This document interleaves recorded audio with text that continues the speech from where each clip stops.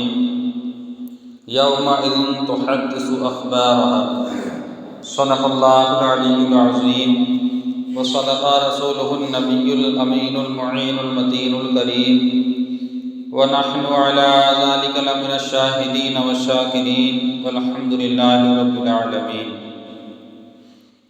لطف ان کا عام ہو ہی جائے گا، شاد ہر ناکام ہو ہی جائے گا۔ جان دے دو وعدہ دیدار پر، نقد اپنا دام ہو ہی جائے گا۔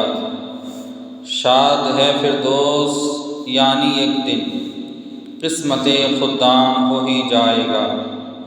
سائلو دامن سبھی کا تھام لو، کچھ نہ کچھ انعام ہو ہی جائے گا۔ مفلسو ان کی گلی میں جا پڑو، باغ خلد اکرام ہو ہی جائے گا۔ اے رضا ہر کام کا ایک وقت ہے، دل کو بھی آرام ہو ہی جائے گا۔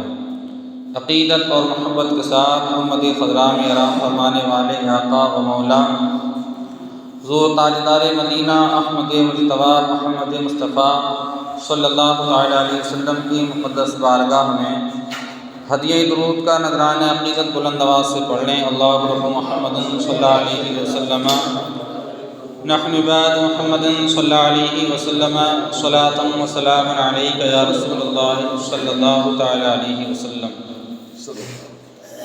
اللہ کریم قرآن عظیم کے اندر ارشاد فرماتا ہے، ان اللہ و ملائکتہ یصلون علی النبی یا ایھا الذین آمنوا صلوا علیہ وسلموا تسلیما۔ بے شک اللہ تبارک و تعالی اور اس کے فرشتے غیب بتانے والے نبی پر درود بھیجتے ہیں۔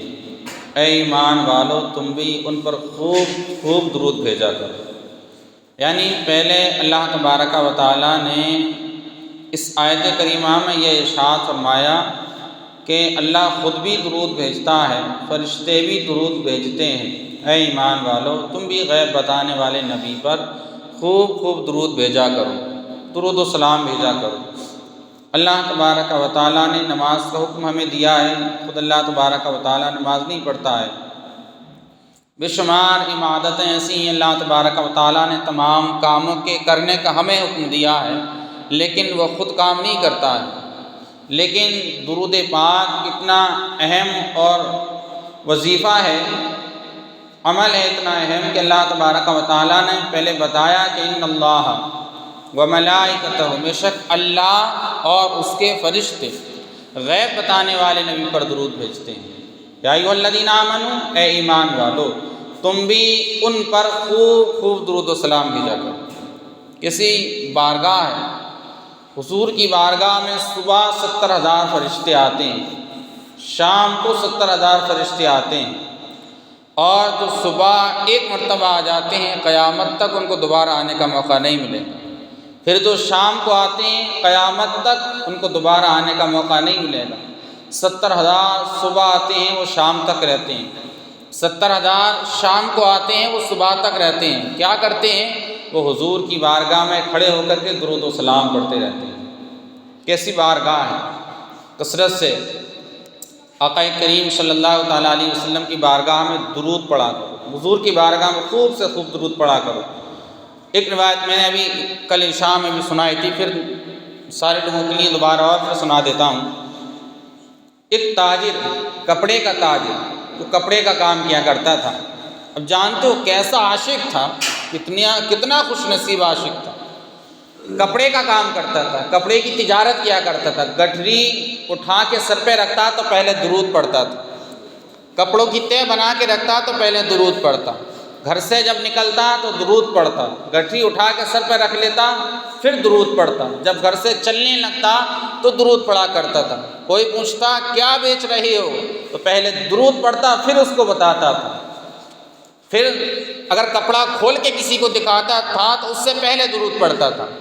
پھر جب کسی کپڑے کو بیچنا ہوتا اور جب اس کی رقم بتاتا تو پہلے درود پڑھتا، جب پیسے ہاتھ سے دیتا تو درود پڑھتا، جب گراہک سے پیسے لیتا تو درود پڑھتا، جب واپس آتا تو راستے بھر درود پڑھتا آتا، اور شام کے سونے سے پہلے درود پڑھتے پڑھتے سو جاتا۔ روزانہ کا اس کا معمول تھا، کیسا عاشق تھا، کتنا درود پڑھتا تھا حضور کی بارگاہ میں، روز کا اس کا یہی معمول۔ ایک دن آقا کریم صلی اللہ تعالیٰ علیہ وسلم اس کے خواب میں تشریف لائے، اور جب خواب میں تشریف لائے قسمت جگمگا گئی، جب حضور کو دیکھا تو اور زیادہ درود پڑھنے لگا حضور کی بارگاہ میں۔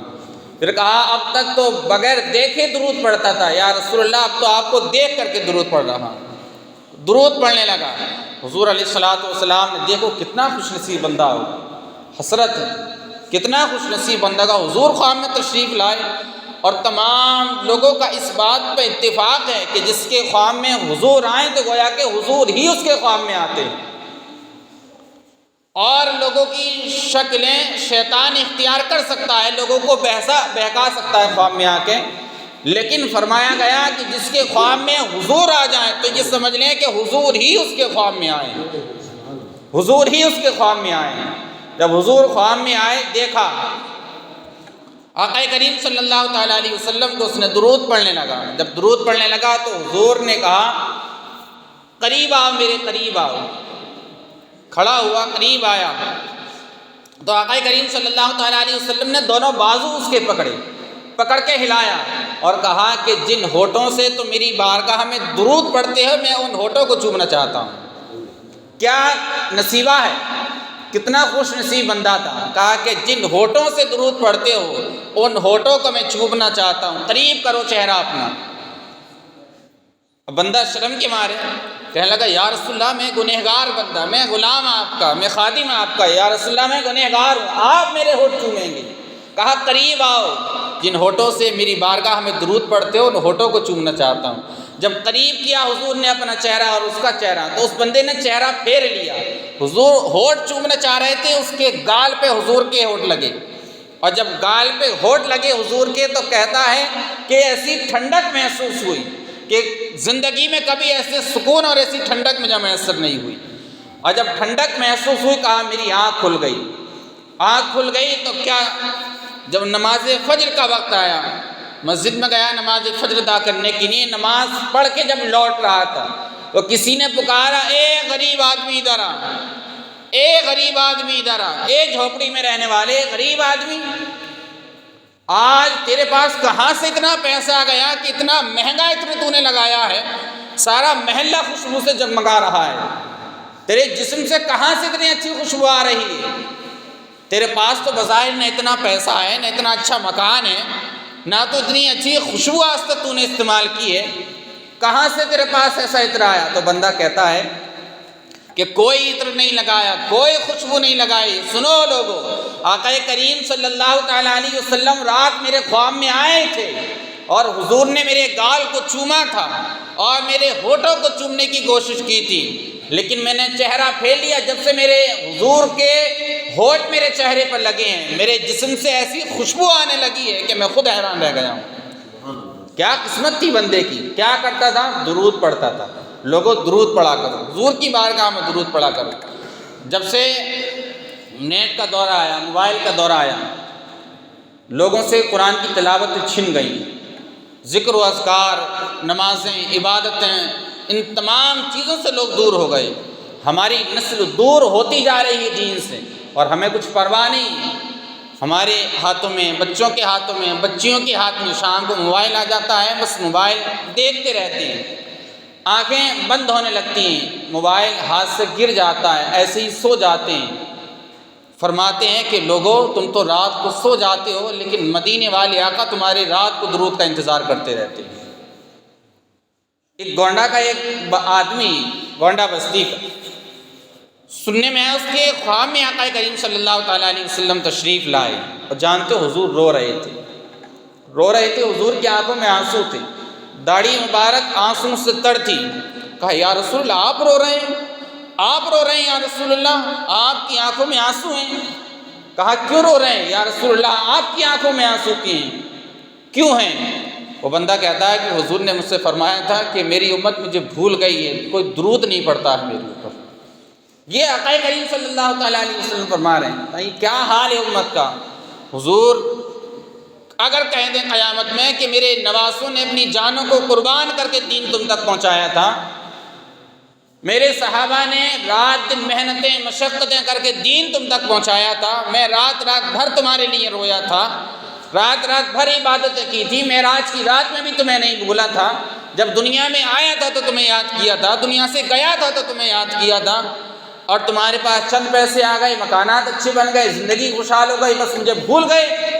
کیا ہم جواب دیں گے آقا کریم صلی اللہ تعالیٰ علیہ وسلم کی بارگاہ میں؟ اس لیے زیادہ سے زیادہ، اور کہا گیا کہ جب شب جمعہ آئے اور جمعہ کا دن آئے تو کثرت سے درود پڑھا کرو حضور کی بارگاہ میں۔ کیوں؟ حضور ارشاد فرماتے ہیں کہ اس دن اور اس رات میں ثواب کو بڑھا دیا جاتا ہے۔ آپ نیکی کریں گے، آپ کو ڈبل ثواب اللہ تبارک و تعالیٰ عطا کرے گا۔ اصول و برکت کے لیے ایک مرتبہ اور درود پاک پڑھ لیں، اللہ رب محمد صلی اللہ علیہ وسلم نحن بعد محمد صلی اللہ علیہ وسلم صلاۃ و سلام علیک یا رسول اللہ صلی اللہ تعالیٰ